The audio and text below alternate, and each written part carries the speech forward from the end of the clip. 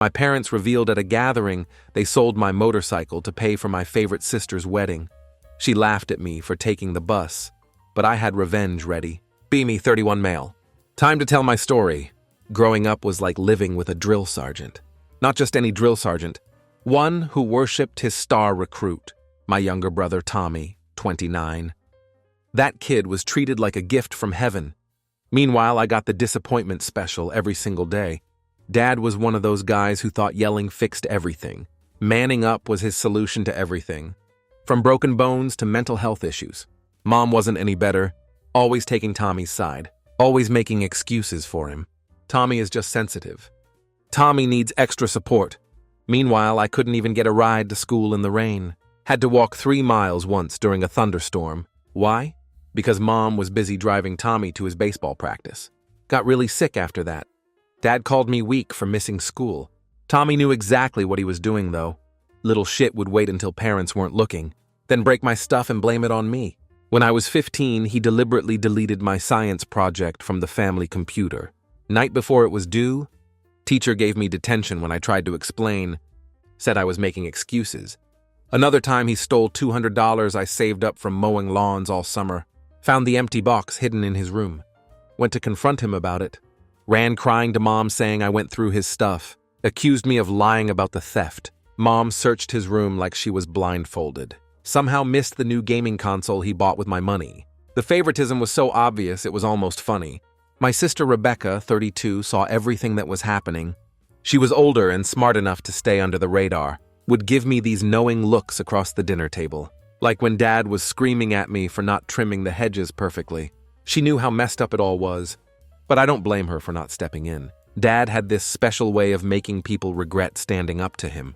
Dad had this whole philosophy about raising real men. Basically meant treating me like trash, while Tommy got everything handed to him. When I was 15, Dad made me rebuild our entire backyard deck. Middle of July, temperature hitting 95 degrees. Meanwhile, Tommy was inside playing Xbox with the AC on full blast. Passed out from heat exhaustion. Dad's solution? Dumped a bucket of water on me. Told me to get back to work. Real father of the year material right there. School was my only escape. Actually pretty good at it, especially chemistry and engineering. Teachers said I had real potential. Dad couldn't care less about my grades. Only time he ever looked at my report card was when I got a C+. Gave me this huge lecture about embarrassing the family name. Meanwhile, Tommy was barely passing anything. Got praised for getting a B-. When I turned 18, everything got even worse. Dad dropped this bomb on me. Had to start paying rent. $600 a month plus utilities and groceries. Tommy didn't have to pay a single cent. Didn't even have to clean his own room. Dad's excuse was that Tommy needed to focus on his baseball scholarship. Like I wasn't busting my ass in school too. So there I was, trying to finish senior year while working 2 different jobs, pulling 35 to 40 hours a week on top of classes. Grades started slipping, getting maybe 4 hours of sleep per night. Started getting these killer migraines. Dad said I was being weak, told me to toughen up. By graduation, I looked like a zombie, lost like 25 pounds. Had these dark circles under my eyes, looking like I'd been in a fight. Mom would act concerned sometimes, but only when Dad wasn't around. Never actually did anything to help.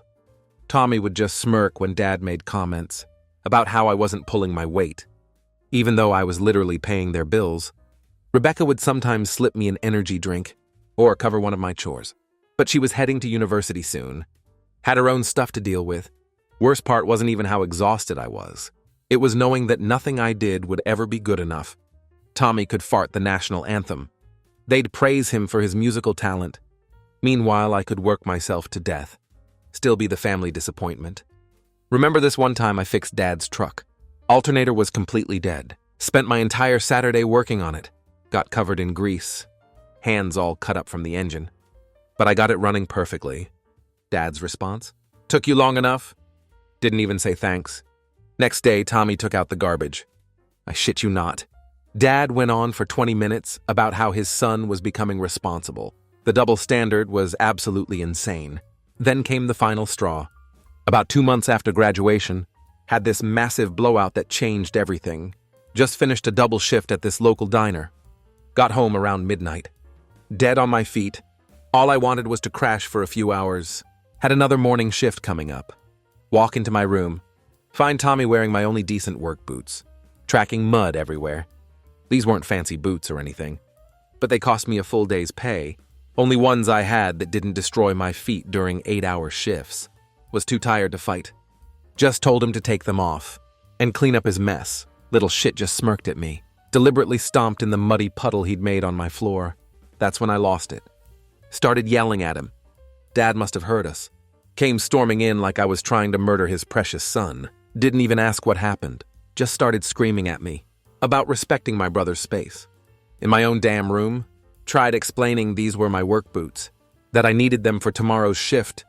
Dad grabbed them off Tommy's feet, threw them straight in the trash, told me to just buy another pair, like I could magically make money appear after giving him most of my paychecks for rent. Finally snapped, told him exactly what I thought of his parenting, called him a pathetic excuse for a father, one who got off on tearing me down, while babying his precious golden child. Said everything I'd been holding back for years. Told him Tommy was becoming a useless leech because of him. Should have seen what came next. Dad got right in my face, veins popping in his forehead, looking like he was about to explode, challenging me to do something, hoping I'd swing first. I didn't take the bait, but it didn't matter. Dear old Dad decided it was time for a lesson in respect. Nothing says family love like your father beating the shit out of his adult son over a pair of work boots. He knocked me around the living room pretty good. Mom just took Tommy to another room. Heaven forbid the golden child witnessed Dad's anger issues. Managed to get out with just a bloody nose, split lip, and what would become a pretty impressive black eye. About a week later, something weird happened. Dad's whole attitude changed. Not nice exactly, but less of a complete asshole than usual. Actually bought me new work boots. Didn't say a word about our fight. Started asking about my jobs. Even complimented me when I fixed the leaky bathroom faucet. Should have known something was up. Leopards don't change their spots, and my dad was basically a leopard with anger issues and a receding hairline. But when you've spent your whole life trying to get your dad's approval, even the smallest crumb looks like a feast. So I went along with it, thinking maybe getting my ass kicked had somehow been a turning point. Then one Friday he comes up with this plan. Wants us to bond on a fishing trip. Just me and him. Man to man. Said he realized I was working hard. Wanted to reconnect before I moved on with my life. Got to admit part of me actually believed him. When you're raised by someone like that, there's always this stupid little voice hoping, maybe this time will be different. So I called in sick to both jobs. Something I never did. We packed up his truck and headed out. Going to this lake about 4 hours from home. Thought I was about to get some Dr. Phil moment. Boy, was I wrong. Whole drive, he's being weirdly normal. Didn't say a word. Thought he was just putting his thoughts together. Must be hard for him to be the good father, after beating the shit out of me. So I gave him time. Then we stopped for gas. Middle of nowhere. Nothing but trees for miles. As soon as he put the truck in park, Dad's whole attitude changed. That fake normal act dropped instantly. His face twisted into that familiar look of contempt. Before I could even ask what was happening, he reached across me, flung open my door, literally shoved me out of the truck. I stumbled and fell hard on the gravel. When I looked up confused, he was tossing my empty water bottle after me. Time to man up for real, he sneered. If you're tough enough to talk back to me, let's see if you're tough enough to find your own way home. Consider this your graduation present. Freedom from the family you're so ungrateful for. Then he laughed. Added, maybe out here you'll finally grow a pair, since nothing I've done has worked. Don't bother coming back until you do. I stood there with my ass in the dirt, watching as he revved the engine, peeled out of the parking lot, dust flying everywhere. My wallet, phone, everything, still in my backpack in his truck. That's when it hit me. This entire bonding trip was planned from the start, just to dump me in the middle of nowhere. Hit me like a punch to the gut. Finally sank in. My dad never wanted to fix our relationship. He just wanted to break me one last time. So there I was, standing in a cloud of dust, watching my dad's truck disappear down the road. The gas station was one of those automated ones. No store, no attendant. Just a couple of pumps with card readers. Literally nothing but trees and empty road, stretching in both directions after the initial shock wore off. Checked my pockets. Had maybe $23 in cash, some lint, and a pack of gum. No phone, no wallet, no water except the empty bottle he'd thrown at me. Not exactly ideal survival gear. Temperature was dropping too. Mid-October, and while days were still warm, nights got pretty cold in this part of the state. Spent a good 15 minutes just staring at the road, trying to figure out which direction might lead to civilization. Started walking with my thumb out. Whenever I heard a car, traffic was basically non-existent. Maybe one car every 45 minutes. None of them stopped. Can't really blame them. Some random dude with a black eye on a deserted road. Doesn't exactly scream safe ride. After about 3 hours of walking, my feet were already starting to blister, getting that familiar raw spot on my heels. Sun was starting to set. Beginning to wonder if I'd need to figure out how to sleep in the woods. Not gonna lie. That thought was pretty terrifying. Then spotted something through the trees. Rode about half a mile away. Found this tiny convenience store, attached to what looked like somebody's house, straight out of a horror movie. But beggars can't be choosers. Old dude behind the counter took one look at me. My face was still messed up from the fight with Dad. I was covered in dust from the road. Probably looked half dead from walking for hours. Made up some BS story about how my buddies played a prank on me during a camping trip. Left me behind as a joke. Not sure if he believed me, but he let me use the store phone. First I tried calling home. Mom picked up. I'll never forget what she said. Started explaining what Dad did, expecting her to be shocked, or worried, or literally have any normal human reaction. Instead, she got all defensive. Said Dad had already called. Told her the whole story about how I'd thrown a tantrum when he asked me to help unload the truck, about how I needed to learn respect and be a man. Complete fiction, but she ate it up. When I tried telling her the truth, she just said I needed to figure it out, that I was old enough to handle myself. Then she actually hung up on me. That's when it really hit me. They were both totally fine with this. They had planned it together. I was never the son they wanted, so they were literally throwing me away. The store owner was giving me this look of pity, but I had to keep it together. Was about to call Rebecca, but knew she couldn't do much. Didn't want to put her in the middle of this mess, so I called the only person I knew would actually help. My Uncle Marcus. Dad's brother. They hadn't spoken in years, because Uncle Marcus always called Dad out on his BS parenting style. Uncle Marcus had tried to stay in touch with me, but Dad always made it difficult. Still had his number memorized, though. He picked up on the third ring. I just laid it all out. Where I was. What happened. Everything. There was this long pause. Then he just said, "Stay where you are. I'll be there soon." Store owner let me hang out until Uncle Marcus showed up. Even gave me a Mountain Dew and a sandwich on the house. When Uncle Marcus's beat-up Dodge finally pulled in, it was almost midnight. He took one look at me. Didn't say a word. Just gave me this brief nod and opened the passenger door. The drive back was mostly quiet. He asked if I needed medical attention. I said no. He asked if I wanted to talk about it. I said not yet, and that was it. No pressure. No interrogation. Most comfortable silence I'd ever experienced. About halfway back, I finally asked the question that had been bouncing around in my head all day. Did you know my dad was like this? Always knew he was an ass. Didn't know he'd go this far. Then after a minute he added, "Your dad was always jealous of anyone who didn't worship the ground he walked on." We drove the rest of the way to his place in silence. He lived in this small house about 2 hours from my parents. Showed me to his spare room, really just an office with a pull-out couch. Said we'd figure things out in the morning. As I was about to crash, dead on my feet from the longest day of my life, he paused at the door, said something I'll never forget. "Your dad didn't know what to do with a son who could think for himself. That's his failure, not yours." Then he left me alone.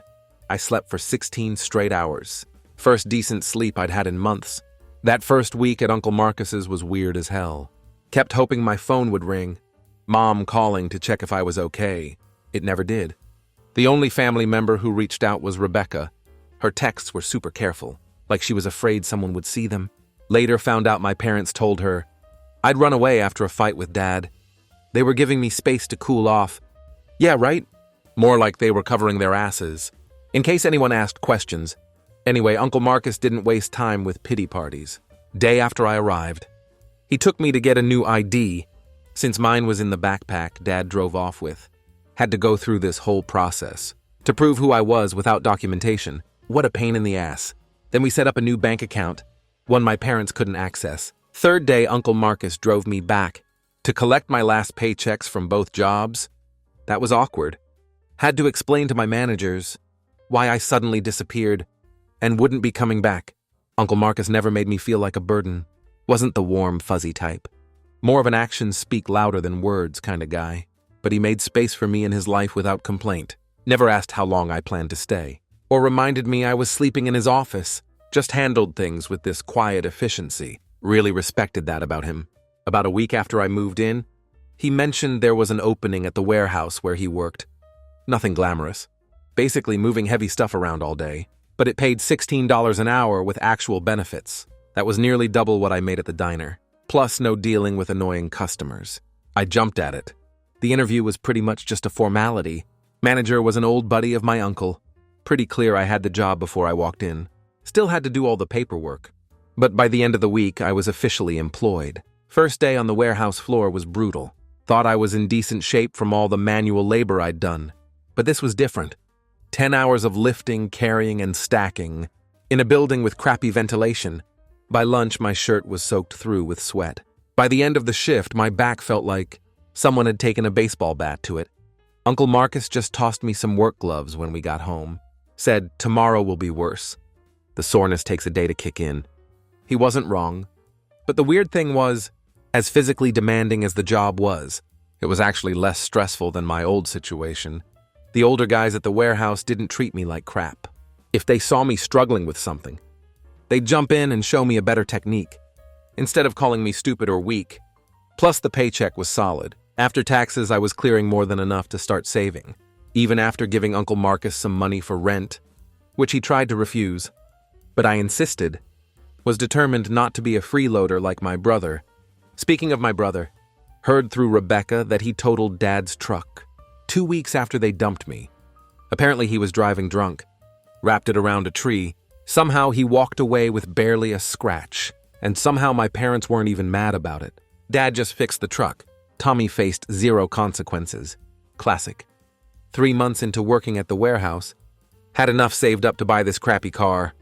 From one of the guys at work, it had 190,000 miles on it. The AC was completely dead. Radio only picked up like 3 stations. But I needed it. First thing I ever owned outright. Uncle Marcus helped me fix it up on weekends. Taught me how to change the oil, replace brake pads. All that practical stuff my dad never bothered with. After 6 months, I was looking at apartments. Found this tiny studio above a Chinese restaurant, about 10 minutes from the warehouse. The constant cooking smells took some getting used to, and the whole place smelled like sesame oil. But the rent was cheap. Signed the lease and moved in, with nothing but a mattress on the floor, a folding chair, and some dishes. The next year was all about the grind. Work, save, improve my place little by little. Started hitting the gym regularly to build up my strength for work. Wasn't trying to get huge. Just functional strength. Between that and hauling stuff at the factory all day. Put on about 25 pounds of muscle. Wasn't scrawny anymore. That's for sure. Uncle Marcus and I fell into this routine. I'd go over to his place most Sundays. We'd watch whatever game was on, fix stuff around his house, or just hang out. He wasn't big on heart-to-hearts, but occasionally he'd drop these nuggets of wisdom that always hit hard. Rebecca and I stayed in touch through all this. She was away at college, which was good. Meant she didn't have to deal with our parents as much. She'd call maybe once a week. We'd catch up. She'd fill me in on family gossip, how Tommy was flunking out of community college, but somehow it was the professor's fault. How Dad's contracting business was struggling, but he was too proud to change anything. I listened, but felt disconnected from it all. Like she was talking about some TV show I used to watch. Around the 1-year mark of being on my own, got promoted at the warehouse to machine operator. Better pay, less heavy lifting, more technical skill. Had to learn all these regulations, but I was good at that stuff. That first year on my own, the biggest change wasn't external stuff, like the job or the apartment. It was realizing that all the crap my dad had drilled into my head about me being weak or a disappointment was complete BS. Turns out I was pretty capable. when not being actively sabotaged by the people who were supposed to support me. Who would have thought? So after that first year on my own, things started really coming together for me. By 25, I'd worked my way up to shift supervisor at the warehouse. The promotion meant serious responsibility and a nice bump in pay. Suddenly, I was in charge of scheduling, quality control, making sure production quotas were met. Had about 18 guys working under me, some of them twice my age. That was awkward at first, especially with a couple dudes who still saw me as Marcus's nephew. Around this time, I also started taking night classes at the community college, studying business management. Warehouse work was decent money, but I wasn't trying to destroy my body long term, like I saw happening with some of the older workers. Guys in their 50s with permanent back problems, hearing loss, and messed up joints from 30 years on the floor. No thanks. The classes were tough, on top of working 50+ hours a week, but way easier than when I was dealing with my dad's BS. Actually got straight A's for the first time in my life. Meanwhile, Rebecca kept me updated on the family drama, which was getting better and better, or worse and worse, depending on your perspective. Dad's contracting business was tanking. Turns out being an asshole to employees and customers eventually catches up with you. He'd lost some major accounts, was scrambling to stay afloat. Mom had to get a part-time job for the first time in her life, which she apparently complained about constantly. But the real star of the show was Tommy. My golden brother had fully lived up to his potential. As a complete screw-up, after dropping out of community college, he'd bounced between minimum wage jobs, never lasting more than a few months anywhere. Had 3 DUIs by 23, lost his license, and was now completely dependent on our parents to drive him around. Rebecca said he'd also developed a pretty serious pill problem, though of course my parents were in total denial about it. The best part? Every time Tommy screwed up, he'd blame someone else, and my parents would back him 100%. Boss fired him for constantly showing up late. Boss was out to get him. Got arrested for driving with a suspended license. Cop was targeting him unfairly. Failed a drug test for a warehouse job. Test was obviously wrong. The delusion was Olympic level. By 27, I was operations manager at the warehouse, overseeing 3 different shifts, basically running the place day to day. The owners were in their mid-60s, looking to semi-retire, so they were happy to offload more responsibility to someone competent. Had my own office and everything. I'd also upgraded from my studio to a decent 2-bedroom apartment, traded my beater Honda for a new Tundra, and had actual furniture. That didn't come from Goodwill. Uncle Marcus was pretty much the only real family I acknowledged at this point. We still did our Sunday routine, tried to pay him back for everything he'd done for me, but he always shrugged it off. Family doesn't keep score, he'd say.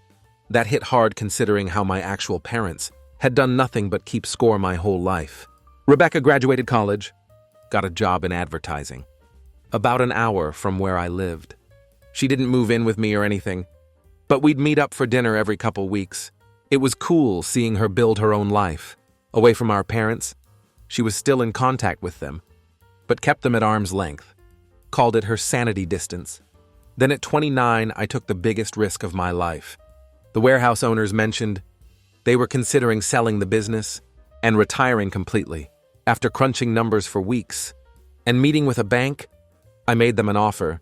Couldn't afford to buy the whole operation outright, but I could swing a partnership deal with a path to majority ownership. They went for it, partly because they knew I could keep the place running smoothly, and partly because training a new operations manager would have been a pain in the ass for them. 2 months of paperwork and meetings later, I owned 30% of the business, where I'd started loading trucks.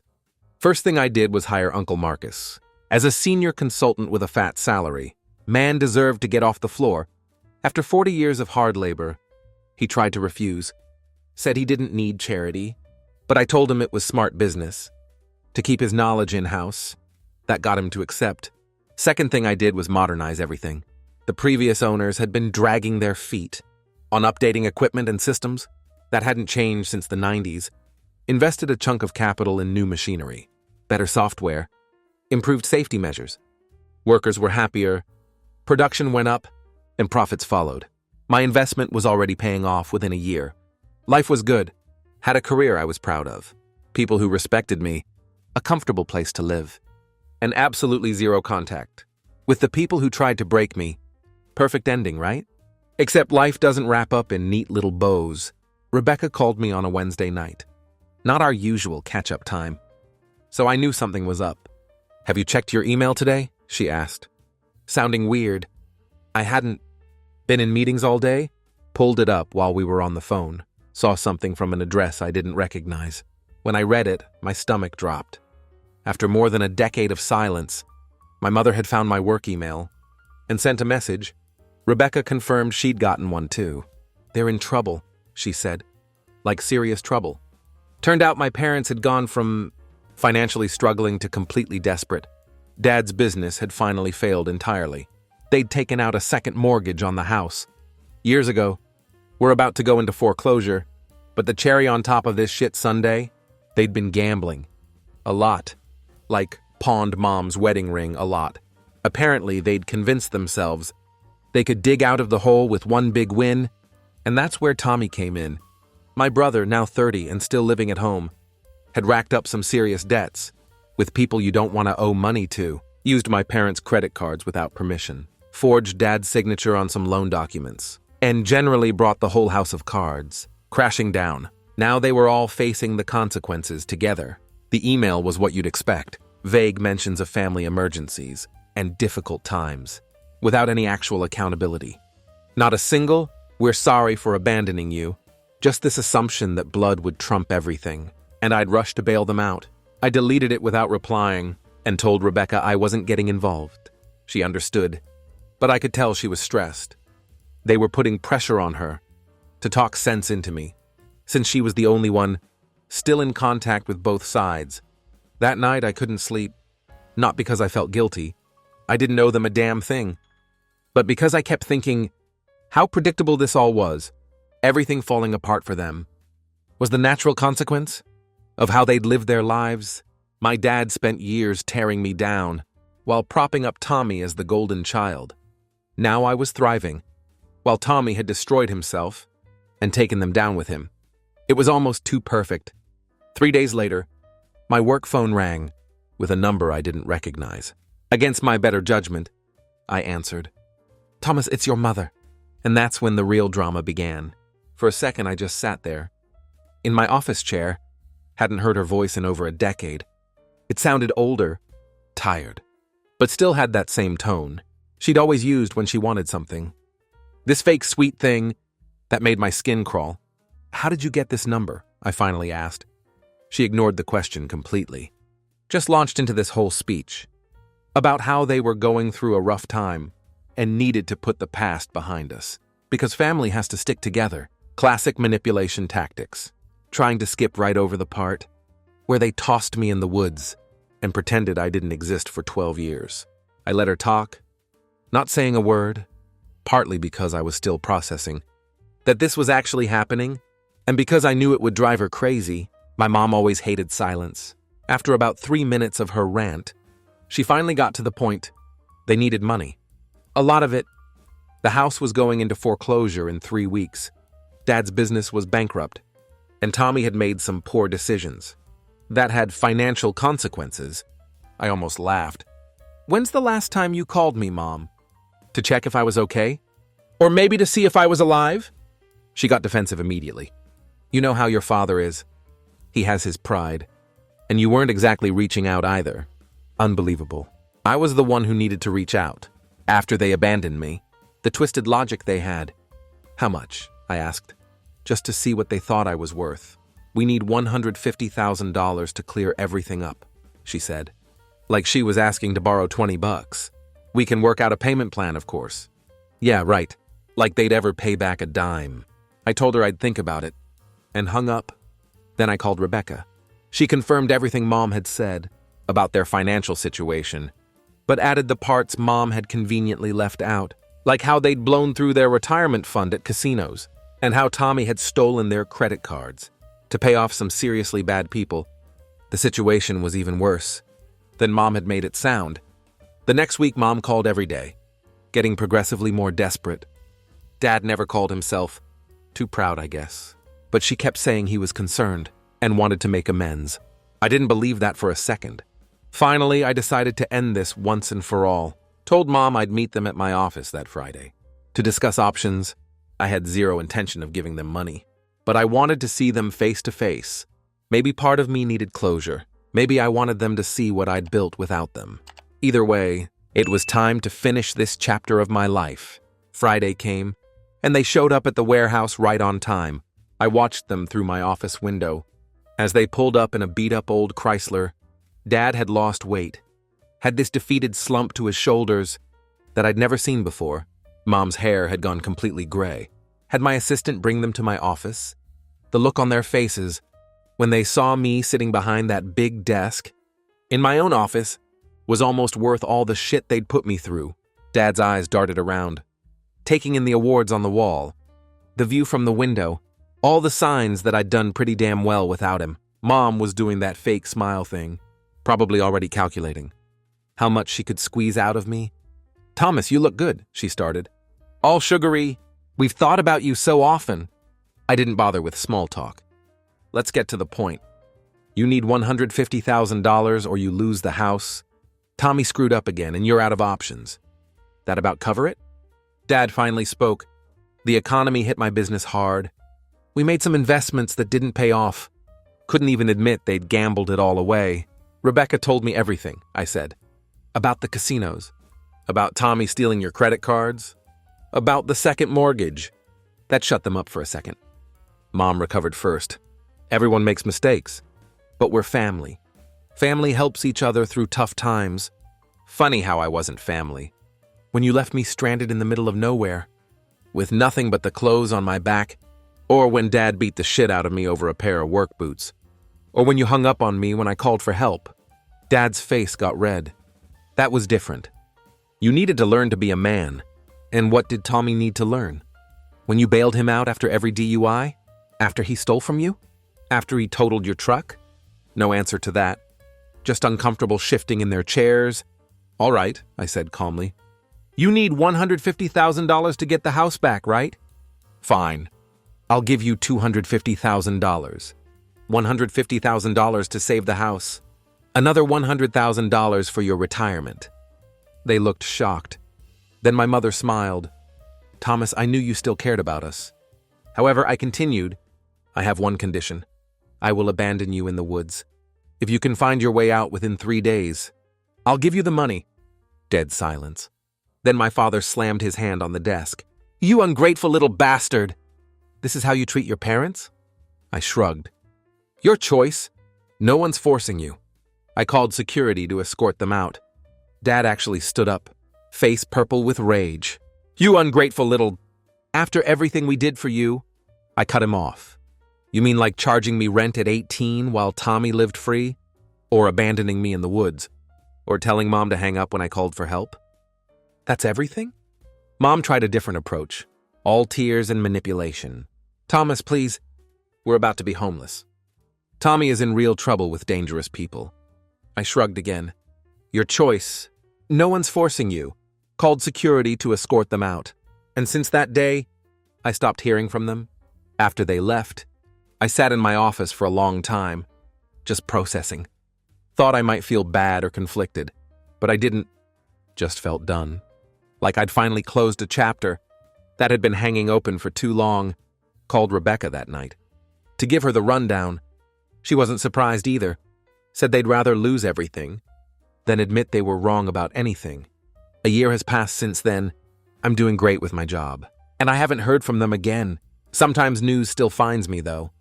Me and Rebecca would grab coffee together. Whenever she visited, one day to tell me my parents had lost everything. I didn't ask for details. I didn't care. Do I feel bad about how things turned out for them? Not even a little. They made their choices. I made mine. They threw me away expecting me to fail. But instead, I built something better than they ever had. The ultimate karma isn't taking something from them. It's succeeding so completely that they have to live with knowing what they threw away. Some bridges stay burned for a reason. For those wondering about Tommy, no, I haven't heard from him directly. And don't plan to. We were never close even before all this. Yes, I'm still part owner of the warehouse. And business is good.